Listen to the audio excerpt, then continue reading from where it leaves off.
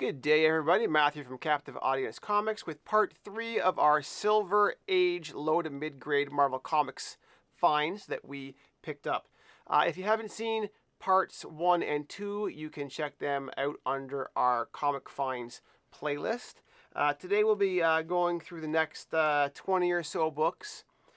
The ones that we've gone through before, we've slowly been cleaning and pressing them. Even though they're just mid-grade, we want them to look as good as they can. So we've been cleaning them up and giving them a press to make sure that they look nice for everybody. So we're going to go through, I think there's about 21 books in this next stack that we're going to go through, show you what we have. Same as before, if you guys see anything that you're interested in, you want us to hold it for you or set it aside for future purchase. Once we have it cleaned and pressed, just drop us a direct message and we will take care of that for you. So let's go ahead and take a look and see what we got here. All right. So looks like we have there's some interesting stuff in here. So you know what? Hold on, guys. I'm going to grab my tilted back plate. That'll make it easier for you guys to see what these are going on. Be right back.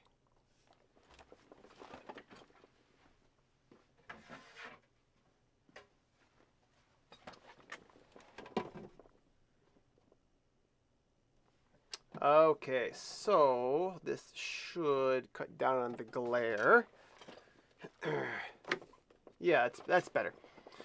So, Fantastic Four, number 77. This has a pretty drastic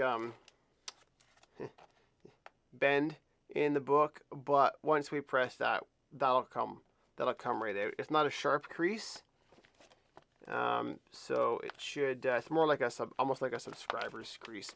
So we shouldn't have any problems getting that out. Fantastic Four, number 79. Classic Thing cover. This monster forever. Fantastic Four, number 80. Now, I never know, unless they're really big key issues, I don't have the kind of memory like, baseball fans have where they can memorize stats. I can't remember what every issue is for key issues or not, except for the really big ones. So, I never know till I look these up if there's any key significance. But certainly, I know what covers I like. This is kind of a neat cover.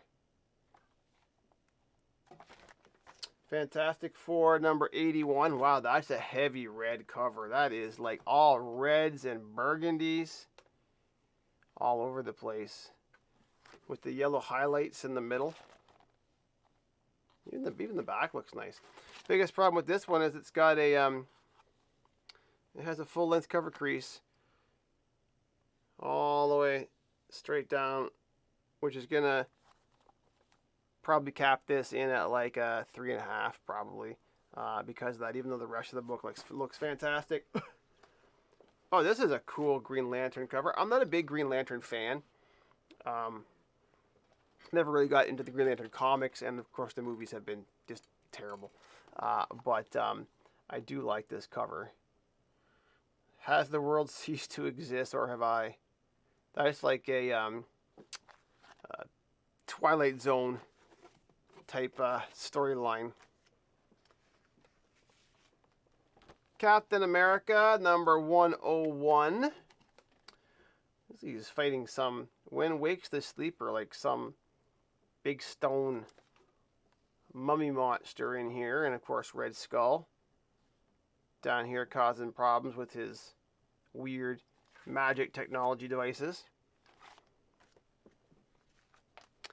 Captain America, number 107. Now that was 101. Yeah, 107. Again, we got some Red Skull in the background. Here lies Bucky Tombstone. Battle scenes all through the background here. Captain America having what looks like a panic attack. The back looks nice. Oh, more Sergeant Fury and his Howling Commandos. I think I have probably like the first 50 issues now of Sergeant Fury and his Howling Commandos. And it's too bad there's not not a lot of collectors for this. So even the mid-grade stuff is like super cheap, like, you know, 15, 20 bucks for, you know, mid-grade copies of these books, which when you consider the age is pretty insignificant. Sergeant Fury and Italian Command with number 49. On to Tarawa.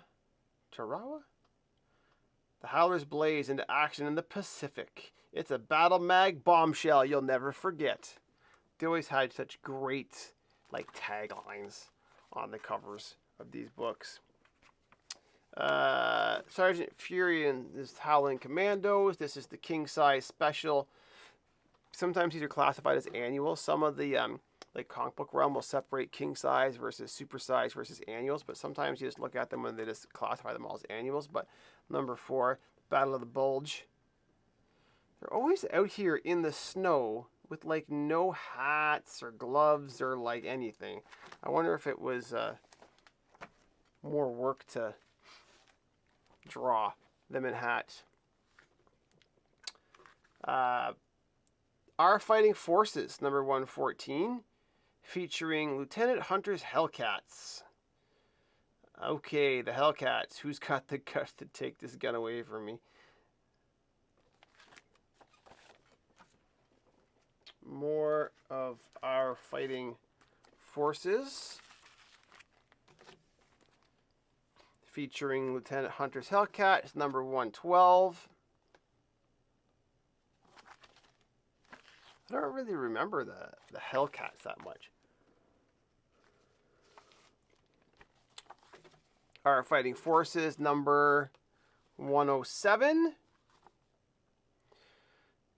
The fighters no army would use tear the war apart in Raid of the Hellcats, because that's what you want. A group of rogue commandos that don't answer to anybody and do whatever they want in the theater of war. Oh, this is cool. Space Adventures, number 4. Hold on, I'm going to take a look and see what year this is from. I really like these old sci-fi, like Space Adventures comic books. This book is from 1968. Oh, actually, it's not as old as I thought it was. 1968. Very cool cover. Has like a rainbow, the Incredible Imitation People in this weird rainbow pattern. Space Adventures number 2, An Explosive Tale About Time. Look at that. A 1967 Fords. They don't even tell you what the model number is. They just say 1967 Fords. $995. You could get Fords, Plymouth, Dodges, Chevrolet, Fords, Dodges, another Fords. No model numbers, just Fords.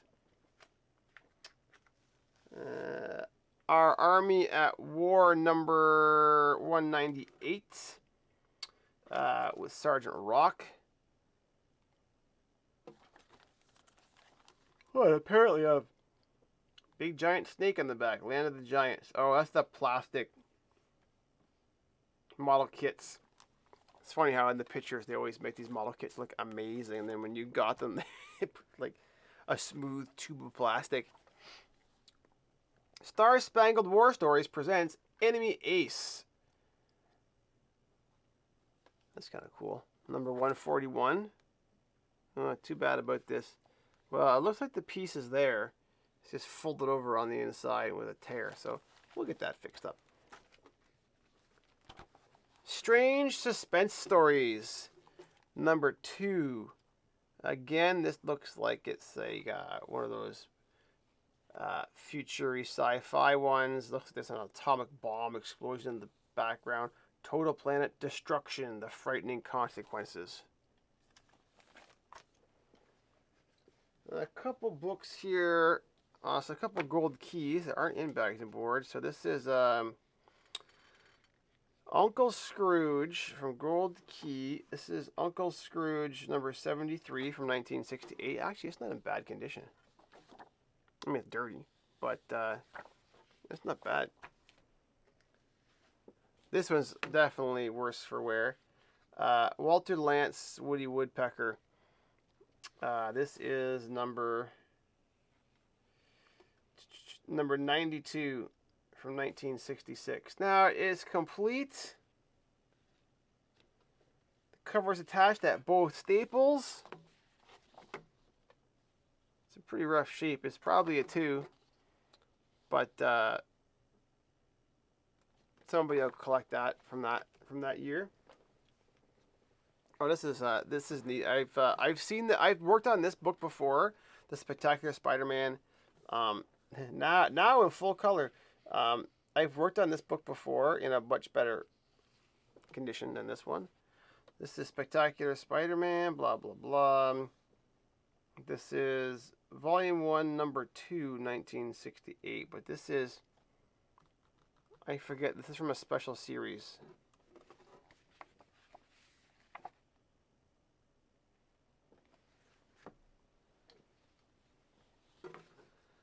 Dominguez Alegres presents Magnus. Now, is this actually in English?